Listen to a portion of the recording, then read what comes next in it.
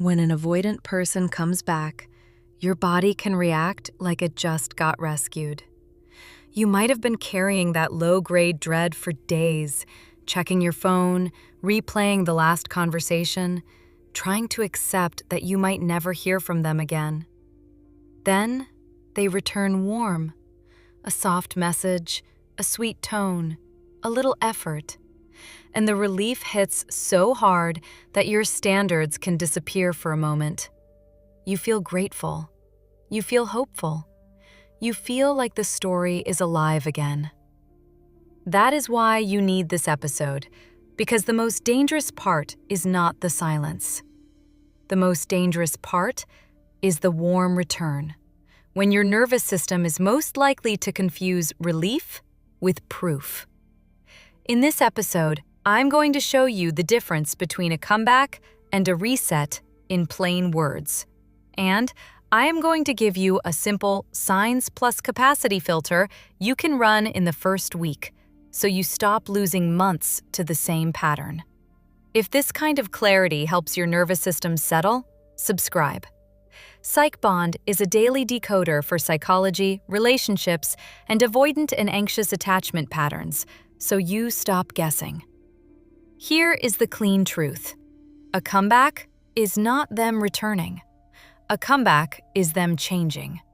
A reset is them returning to get access again while keeping the same rules. A comeback builds a safer baseline. A reset recreates the same loop with fresh warmth. And I want you to hear this clearly because it will remove so much self-blame. Warmth can be real and still be a reset. Feelings can be real and still not be capacity. That is why this is hard. You are not always dealing with a cruel person. You are dealing with a pattern that can feel loving in one moment and unsafe in the next. Now, let us define the two outcomes in the simplest way possible so you can spot them fast, even when you are emotional. A reset is when they come back and they want the good part without the uncomfortable part. They want closeness without revisiting what happened. They want access without accountability. They want you to forget the gap, so the gap can happen again later with no cost. A comeback is when they return and they can tolerate reality. They can name what happened, own the impact, and offer a different behavior next time, so the bond becomes safer, not just sweeter. A comeback includes a change you can observe. A reset includes a vibe you are supposed to trust. Now, let us talk about why avoidant returns feel so powerful, because understanding this helps you stop being confused by your own reactions. Many avoidant people are not cold all the time. They can be very warm in bursts. They can be affectionate when they feel safe. They can be attentive when the connection feels easy. They can be sweet when they miss you, when they feel lonely, or when they fear losing access. So, the return often gives you the best version of them. It feels like the person you wanted is finally here. Your brain does something very human. It says, "This is the real them. This is who they are underneath. If I handle it right, this version will stay." But a relationship is not who someone is in their warmest moment. A relationship is what they protect consistently. So, your job is not to decide whether the warmth is fake. The warmth can be real. Your job is to decide whether the person has the capacity to build a stable baseline after the warmth fades. Now let us talk about the nervous system side, so you stop blaming yourself for getting pulled in. When someone has been inconsistent, your body lives in threat. You do not feel steady. You are not sure where you stand. You feel that scanning energy, even if you look calm on the outside. When they return, threat drops. That drop feels like relief. Relief can feel like safety. Safety can feel like love. So your nervous system leans forward. And this is where people get reset. Relief can erase memory. Relief can make you accept less than you would accept when you are calm. Relief can make you think, I do not want to ruin it. I will bring it up later. I will be easy. I will not make this a big deal. Later rarely comes because once they are back, you fear triggering another disappearance. So you swallow what happened. You call it being understanding. But the relationship learns a rule. Disappearing is allowed. Returning sweet is enough. That is how a reset trains you and steals time. This is why you need a filter that works, even when you are emotional. Here is the signs plus capacity filter. There are 3 things you look for, and you look for them fast. Accountability, a new agreement, and follow-through. If any of those is missing, you are almost always looking at a reset. Let us define each one in plain language. Accountability means they name what happened without turning it into your fault. They do not rewrite the story to make you the problem. They do not say you were too much. They do not say you made them disappear. They do not avoid the topic like it never happened. Accountability sounds like, I went quiet and I did not communicate. I understand that hurt you and created anxiety. I take responsibility. They might also name their internal experience, but it is not an excuse. It is context. I felt overwhelmed. I needed space. I handled it badly. I should have said something. That is accountability. A reset avoids accountability. A reset either pretends nothing happened or it minimizes what happened. A reset sounds like, hey, you, or I was busy, or I needed space, or you know how I am. No ownership of impact. The second sign is a new agreement. A new agreement is one specific behavior that changes what happens next time. Not a promise like, I will do better. Not a vague line like, trust me. Not a sweet message you are supposed to treat as repair. A new agreement is something you can observe. It can be as simple as, when I need space, I will tell you, and I will give you a time I will reconnect. Or, when I feel overwhelmed after we get close, I will not disappear. I will send a message and give you a return point. Or, if I cannot offer a relationship, I will not take relationship benefits from you. That is an agreement. It changes the shape. A reset avoids agreement because agreement feels like obligation. Agreement feels like weight. So, a reset returns with warmth, but keeps everything undefined. The third sign is follow-through. Follow-through is what happens after the return, when the initial sweetness fades. Do they actually do the new behavior when discomfort shows up, or do they slide back into the same loop? Follow-through is where you stop being fooled by words. Follow-through is where capacity shows itself. Now, let us apply this filter to the most common ways avoidant people come back, because different returns trick you in different ways. Return type 1 is the casual return. They disappear, then they pop back in like nothing happened. A like on your story, a meme, hey, a short check-in. No mention of the gap. This return is almost always a reset, unless they quickly move into accountability on their own. Because the whole point is to reopen access without paying the emotional cost of what happened. Your nervous system will want to respond fast because it feels like oxygen. Hope thinking says, do not ruin it, be sweet, be light. Proof thinking says, warmth is not proof, change is proof. So, you respond calmly and structurally.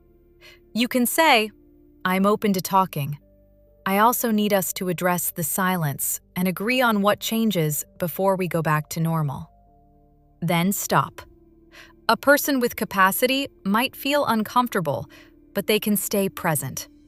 A person who wants a reset will dodge, minimize, joke, or go cold. Either way, you get truth. Return type 2 is the romantic return. They come back with affection. They sound soft. They say they missed you. They call you pet names. They might want to see you immediately. This return is more dangerous because it triggers bonding. It can feel like love. But love includes accountability. Love includes protecting the bond. A romantic return without accountability is not a comeback. It is a reset attempt with better packaging. The simplest question here is not, do they feel it? The simplest question is, what changed? If nothing changed, the warmth is a reset attempt. So you slow down access. You do not punish them. You protect yourself. You can say, I would like to see you. Before we reconnect emotionally or physically, we need to talk about what happened and what will be different. A mature person can tolerate that. A pattern that relies on resets will treat it as pressure. That reaction is proof. Return type 3 is the crisis return. They vanish, then something happens in their life and they reappear, needing comfort. They are warm because they want regulation. You might feel chosen because they came to you, but being needed is not the same as being chosen. A crisis return can be real care, or it can be use of access. The filter is the same: accountability, agreement, follow-through. You can be kind without becoming the emotional emergency room for someone who will not build a stable bond. You can say, I hope you are okay. I am willing to talk. I also need consistency and accountability if we are going to be close. A comeback can hold that. A reset will treat it as too much. Return type 4 is the lonely return. They come back late at night or on weekends, or after a stretch of silence, and the warmth is real, but it is not structured. They want connection when it suits them, but they do not want the responsibility of being counted on. This return often feels intimate and private, but then disappears when real life returns. If they cannot offer plans, consistency, and clarity, it is usually a reset. Now, let us talk about what avoidant people often feel during these returns, because understanding it helps you stop personalizing. But it should never become an excuse that keeps you waiting. Many avoidant people do not experience the silence as a rupture the way you do. For them, distance can feel like relief. Their nervous system calms down when the bond feels less demanding.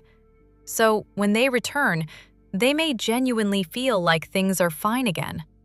They may think the warm moment is the repair. They may think time passing is the repair. But for a secure bond, repair means the relationship becomes safer, not simply pleasant again. If the only way the relationship gets peaceful is by avoiding reality, then peace is fake. It is just quiet. And quiet is not safety. Quiet is not trust. Quiet is just the absence of conflict for now. That is why you must require a new agreement.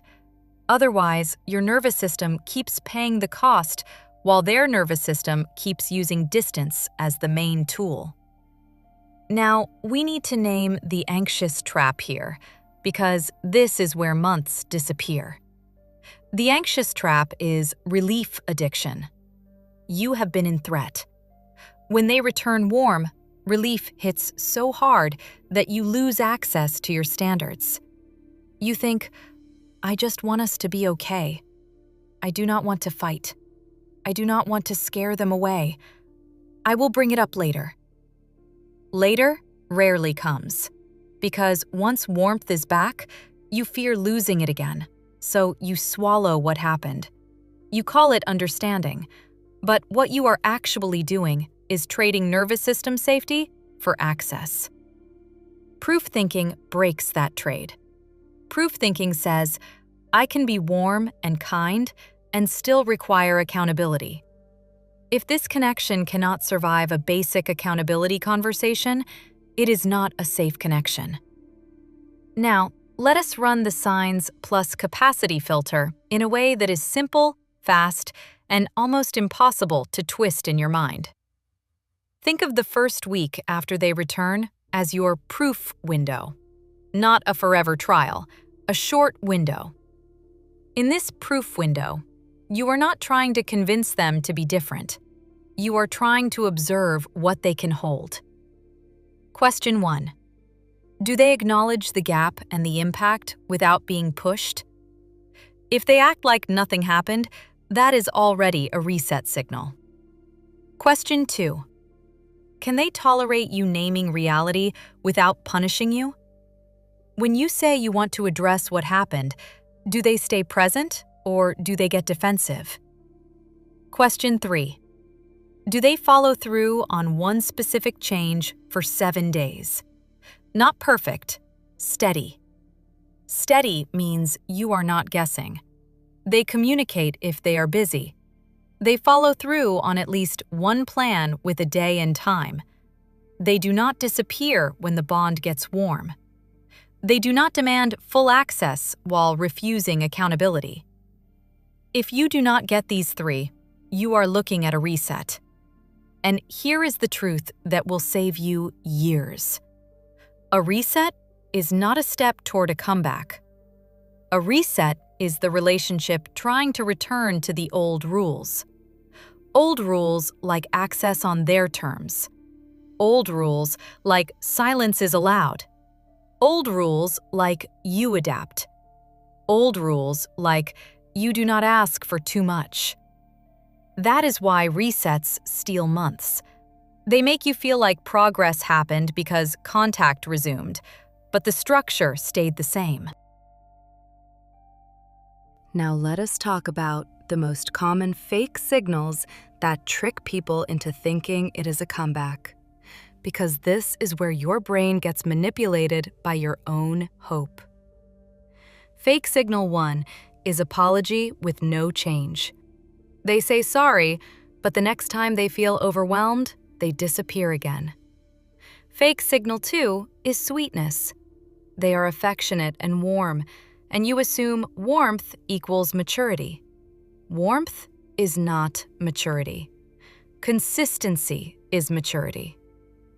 Fake signal 3 is intensity. They want to see you immediately. They want closeness quickly. That can feel like desire, but sometimes intensity is a way to avoid accountability.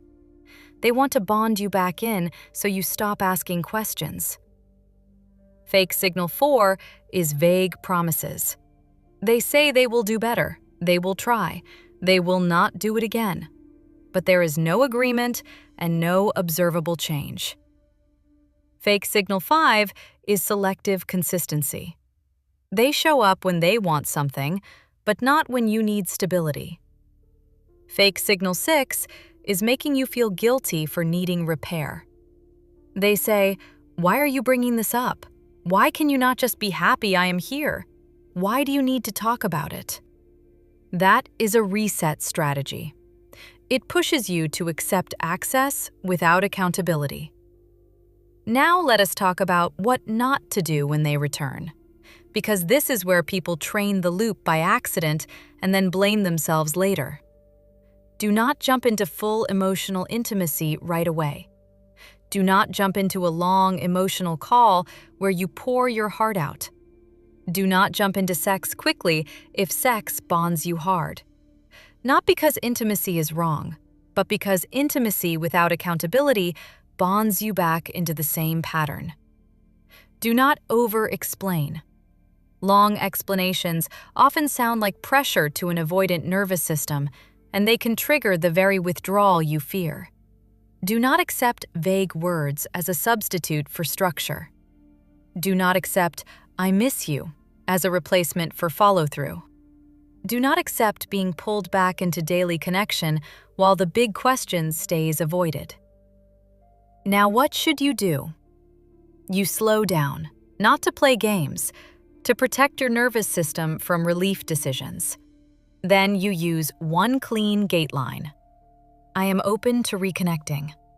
Before we go back to normal, we need to address what happened and agree on what changes. Then you stop. Their response is your answer. If they can stay, talk, and agree, you have a chance. If they dodge, minimize, or go cold, you have information.